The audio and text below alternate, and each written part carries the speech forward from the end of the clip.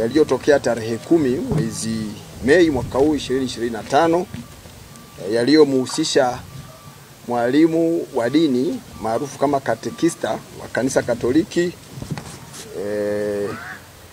parokia ya Mtakatifu Teresia wa Mtoto Yesu lililopo Tazara, Tunduma, ambaye anafahamika kwa majina ya Diamond Mwenda mwenye umri wa miaka 38, aliyefariki tarehe hiyo ninayosema tarehe 10 mwezi wa 5 kwa kushambuliwa na vitu vyenye ncha kali akiwa nyumbani kwake maeneo mbalimbali ya mwili baada ya kuviziwa na mtuhumiwa akiwa ndani nyumbani kwake. Katika misako na operation ambayo tumeendelea, tumeweza kumkamata mtuhumiwa mmoja ambaye amefahamika kwa jina la Lamek Melitus Mwamlima mwenye umri wa miaka 29, ni fundi magari mkazi wa Migombani, Tunduma, ambaye alikamatwa Mei 20, maana siku 10 baada ya tukio.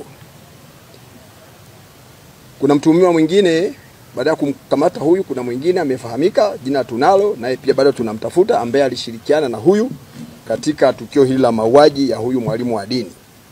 Aidha, uchunguzi wa awali umebainisha kuwa sababu za mauaji hayo ni wivu wa kimapenzi, ambapo mtuhumiwa alikuwa akimtuhumu marehemu kutembea kimapenzi na mke wake na hivyo kutekeleza mauaji hayo kama kisasi.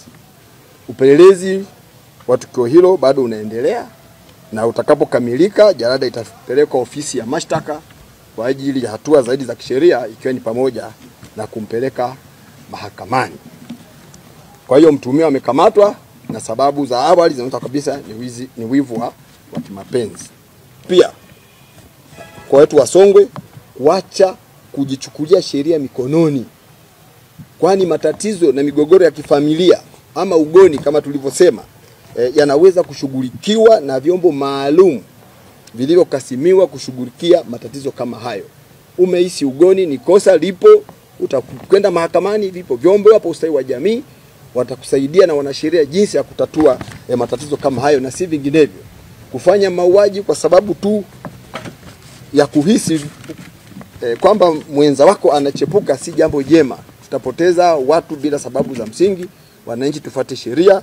Tunajua inauma unapopata taarifa kwamba mwenzako anafanya ndivyo sivyo, lakini sheria zipo, tufuate taratibu ili ziweze kutatuliwa kwa mujibu wa sheria na taratibu.